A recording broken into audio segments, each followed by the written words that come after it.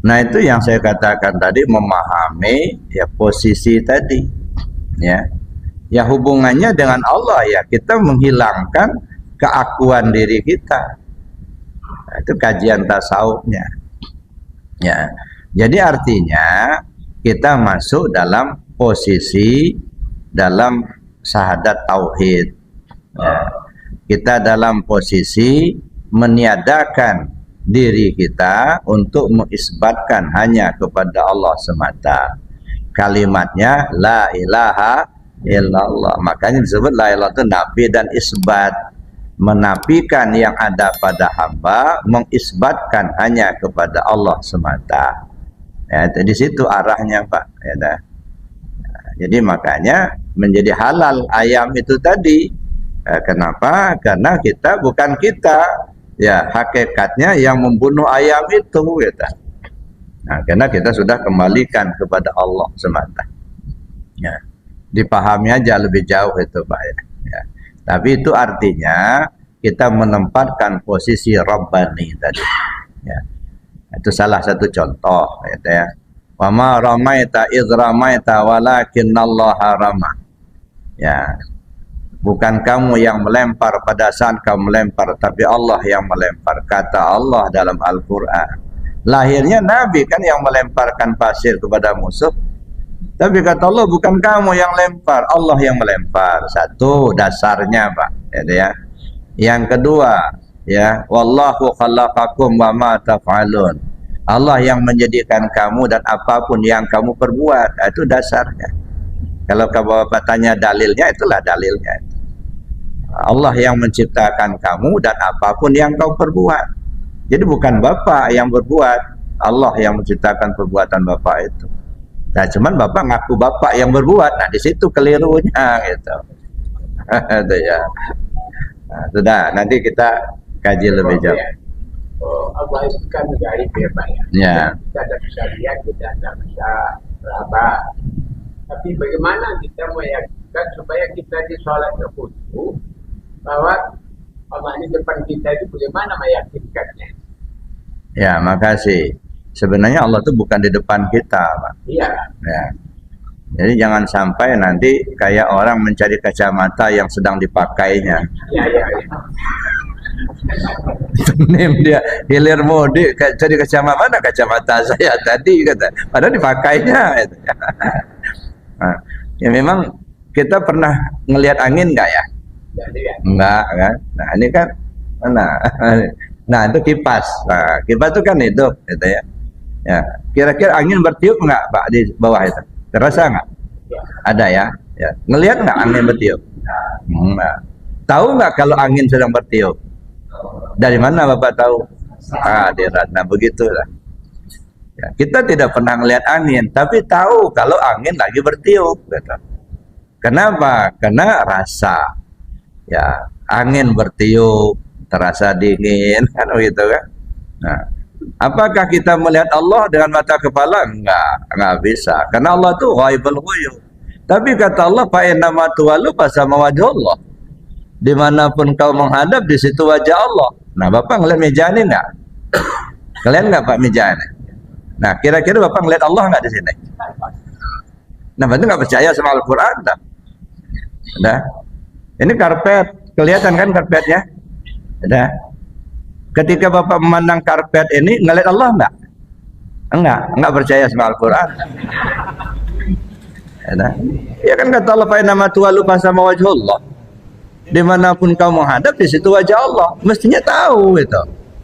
Ya, kalau kita nggak tahu, bukan Allahnya nggak ada, kita yang buta, Pak.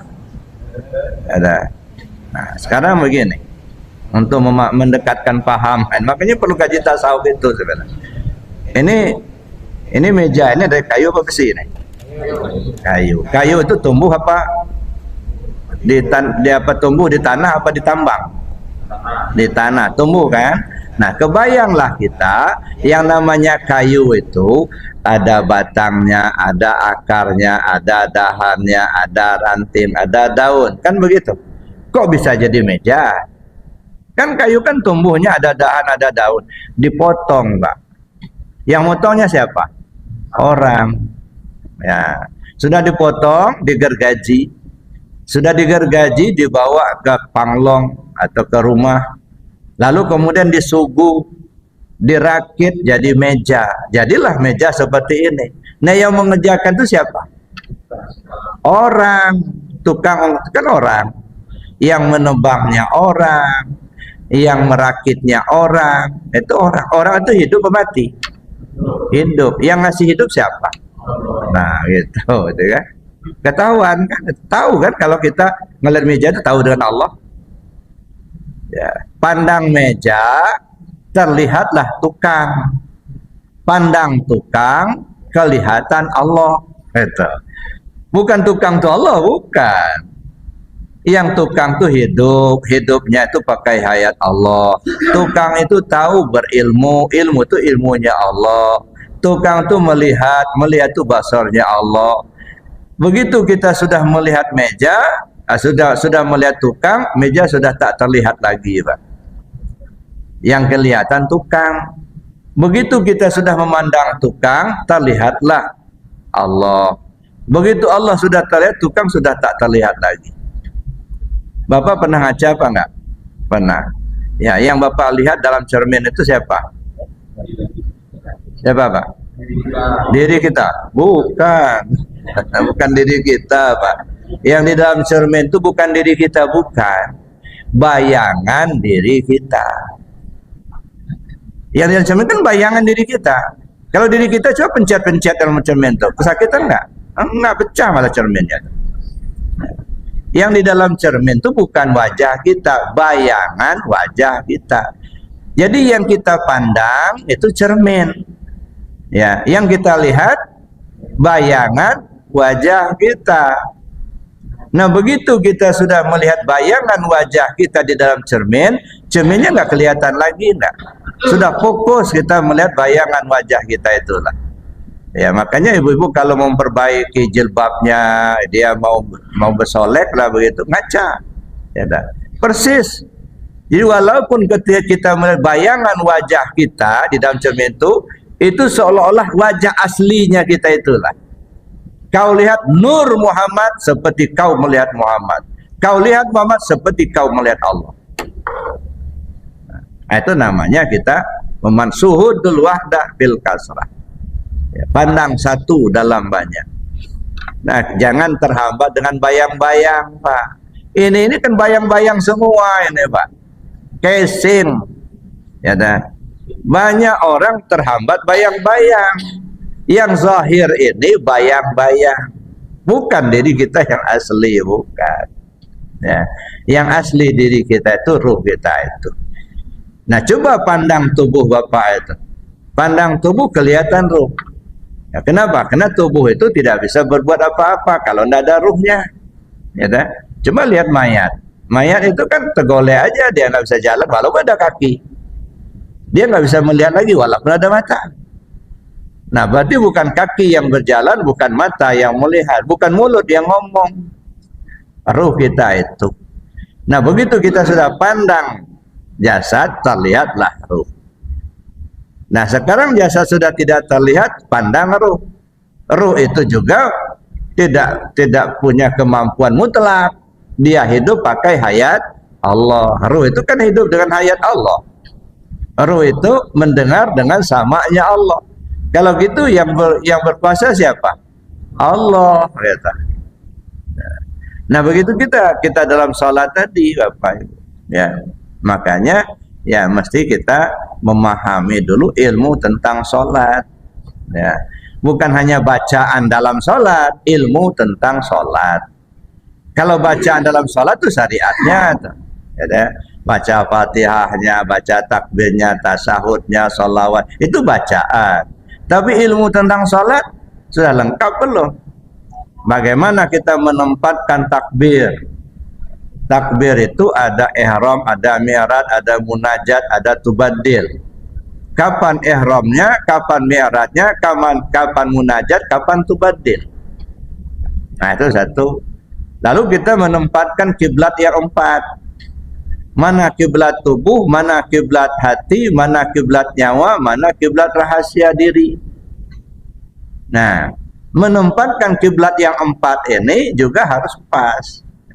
Makanya kalau betul ilmu salatnya itu lengkap, Pak, ya rasanya nggak akan keingat lagi tempe gosong itu, nggak keingat lagi jemuran belum terangkat. Sibuk, Pak, ya, sibuk kita untuk berdialog dengan Allah sampai kepada Al-Fatihah saja. Begitu kita baca Bismillahirrahmanirrahim, Alhamdulillah Rabbil Alamin, Ar-Rahmanirrahim, Malik Yaumiddin, Iyyaka na'budu wa iyyaka nasta'in. Itu kan kita memuji Allah terus itu. Itu punya Allah, itu bukan punya kita. Begitu kita masuk ihdinas siratal mustaqim, siratal ladzina an'amta 'alaihim ghairil maghdubi 'alaihim waladdallin. Itu punya sifat. Jadi kita mesti bedakan dulu mana zat, mana sifat. Ada. Baru sempurna salatnya. Nah, jadi kita menyembah Allah itu bukan seperti orang non-muslim menyembah Tuhannya ada sesajen gitu. Enggak. Menyembah Allah itu maksudnya apa? Mempersembahkan apa yang ada pada kita untuk kita persembahkan kepada Allah. Nah, itu menyembah Allah. Nah, sekarang pertanyaannya, yang dipersembahkan apa? Yang Bapak persembahkan itu apa? Apa sholat berdiri rukuk tidak sujud itu namanya nyembah Allah? Bukan. Gitu ya. Itu pekerjaan sholatnya. Nah, yang sholatnya sendiri yang mana? Ya, aqimis sholata li dzikri. Kau sholat mengingat aku, jangan ingat yang lain. Pada saat kita sholat, yang kita ingat Allah. Hilangkan dulu yang lain, singkirkan dulu yang lain. Maka diawali dengan wudu, Pak. Ya, wudu itu apa? Kalau hanya sekedar mengasuh muka, membasuh tangan, mengusap kepala, basuh kaki, Pak, anak TK juga bisa itu. Enggak itu mah syariatnya. Makna membasuh muka itu apa? Jangan bermuka-mukalah sama Allah itu. Ngaku kita yang hebat, ngaku kita yang pintar. Allah tahu kok itu. Ada. Supaya dilihat orang hebat, supaya dilihat orang rajin itu bermuka-muka, tidak boleh. Ya. Basuh tangan, apa itu tangan? Alat kekuasaan, lambang kekuasaan. Jangan merasa berkuasa, cuci dulu tangan nenek. Jangan merasa kita pejabat, kita berkuasa.